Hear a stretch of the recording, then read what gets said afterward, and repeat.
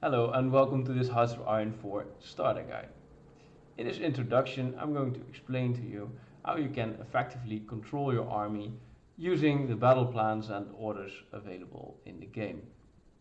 I'm also going to explain how you can organize your Air Force and use the air missions to the best effect. And last but not least, I'm going to explain how you can use your Navy and all the naval orders. In terms of assigning your army, if you shift click per tooltip, you unassign divisions, and then you left or right click onto new army. You get all the units in one big army. Now, let's say you want to take out your primary attacking units, such as your tanks. If you double click the division name, you select all of them, 3 selected here, and you can do the same trick, put them in a new army by left or right clicking. I want to do the same thing with my mountaineers because I think they're good offensive units. And in order to add them to the other army, you want to right click that army. You do want to add an army group for your generals. So if you pick up an army by left clicking it, then you right click onto new army group, this army is now assigned to an army group. You can do the same thing with the other newly generated armies. What does the army group do for you? Well, an army group can get a commander, which is called a field marshal. And the field marshal has got all sorts of buffs. It's got attack, defense, yada yada. All very important. Just pick the one with high stats, and that should do for now. You want to do the same thing with your armies, but those don't get a field marshal, but they'll get a general. In addition to the tutorial, in which you get a basic idea of how to use orders, I'm going to show you, because I think it's important to controlling your armies, what I think is the easiest way to control your armies, or having your armies be controlled by the AI. Know that you can micro everything in this game. By just moving your units around, but having the AI do a large portion for you is actually advisable. As you can see, I've selected all my what's that, bluish units, and let's say I just want those to hold the line here. You can click on front line or press Z and then left click on the front line, and you can give them an attack order if you like. You can also just leave it there. There are 2 attack orders, basically an offensive line or spearhead. I would not really advise to use spearhead in your first game, because basically this army will disregard its flanks when attacking, and with the obvious consequence that you may get surrounded. So you probably want to use offensive lines in most cases. You can left click it and then by right mouse just click a front line somewhere, and that's the order for these guys. Now I'm also gonna with my second general, going to add all those guys to this front as well, and they can go here. If you just right click, then you can select a portion of the front. If you press Alt and you right click, you can drag the end point, so this what is it, this circle, and drag it around your front line. It has 2 ends, so you can move this front line around, fiddle around with this before you go into war, because it can be it takes a bit of getting used to, but once you're used to it, it's just, you're going to miss it in every other game you play. I'm going to give it an offensive line per my instruction, and I'm going to just focus on the capital. Now, if you let the game run, the armies will move into place. So do note that all these guys are actually coming from the mainland, and the AI is just nicely putting them onto convoys and shipping them over to this region here. This happens automatically, and it's very cool, but if the sea regions were not under my control, this would have been a risky move. Now that your armies are here, What I generally like to do is use one of these armies to just hold the line and the other one to attack. So I was going to shorten this front line to more clearly demonstrate it. So all the purple divisions will now attack from this tile only, and this army will just try to hold the line. Now you can either pick up these guys and just right click them and attack. If I press H for hold position, they stop attacking, or press play and the AI will start attacking for me. They'll both use the plan's attack bonus, which you got from having an attack plan.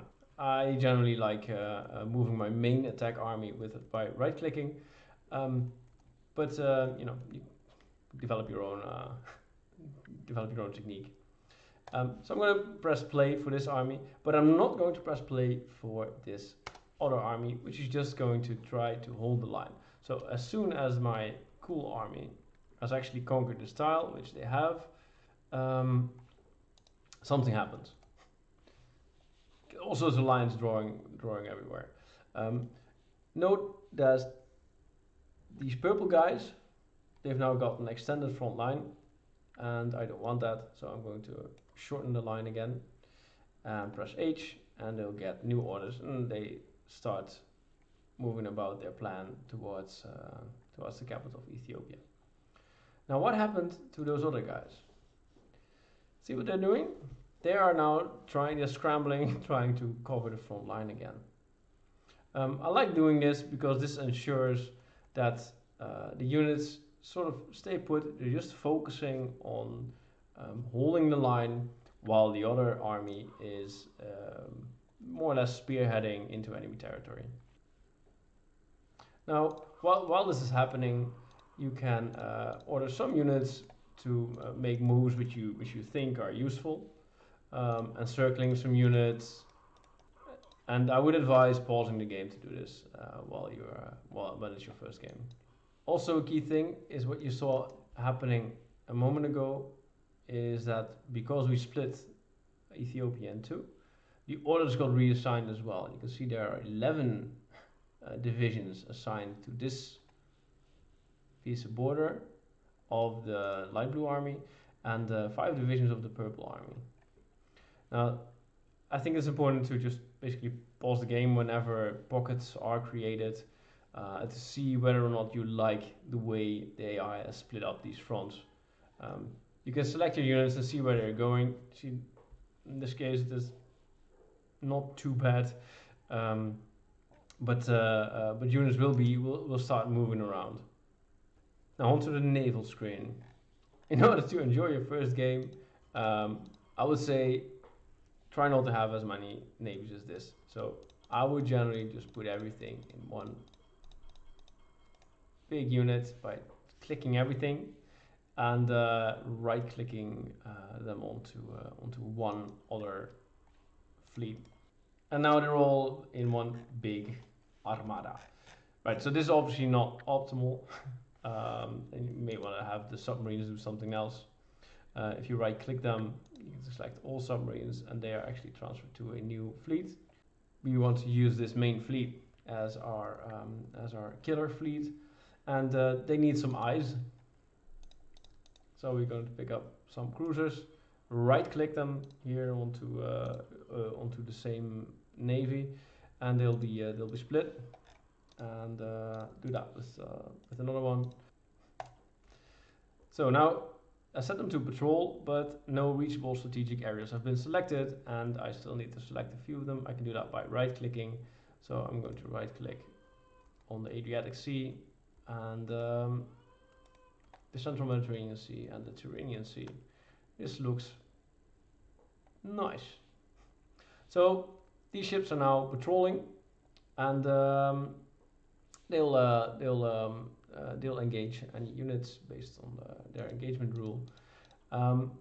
Whenever they spot an enemy fleet, if you have a strike force set up, based on its engagement rules, so if it's, I would advise putting them on low risk, engage at low risk. Whenever those two spotting fleets spot something which the strike force can actually easily beat, they'll go for it. And they have a bunch of submarines, which you can split into smaller task forces by pressing S and pressing D again. There's also buttons for that. And I'm going to tell them to be convoy rating, for instance. It's a very basic setup, and you also need to assign a commander to your navy. Moving on to the air screen. You can see my Air Force is pretty much scattered all over Italy. You can select stuff the way you select stuff in every game, right? And hold Shift.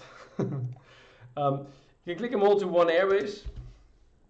They'll move there. Then combine all the air wings into one big air wing per type of plane. Do note that different planes have different missions.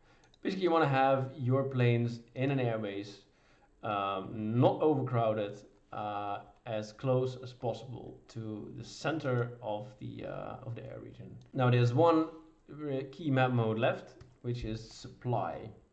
The world is split in supply regions, and all supply starts in your capital. And you see that, for instance, if you want to have a look at how Italy is supplying Africa, you can see a marker of which region is actually the bottleneck. So in this case, the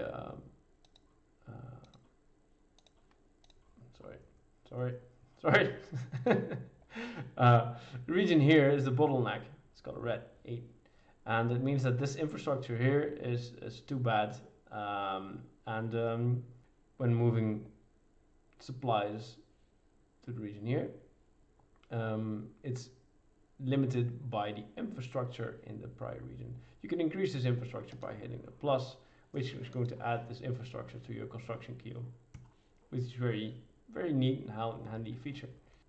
You can block certain naval regions. So let's say I don't like this because this naval region is not under my control. I want to say try to avoid this naval region, and you see immediately all the supply rerouted, including the supply to Ethiopia, which now goes around the Cape. But at least now the supply convoys go through a region which I ought to be controlling. Now, when you're advancing into enemy territory, you will run into situations where you've only conquered a small bit of a supply region, and your units will more than likely be out of supply in this small area, and basically meaning that you should be gaining more control of a certain supply region, or just manning it with not that big of a force. Right, so this wraps up my video on Army, Naval and Air Control, and I hope you find this useful, and we'll have a more enjoyable time in game because of this little story. Enjoy playing the game. See you next time.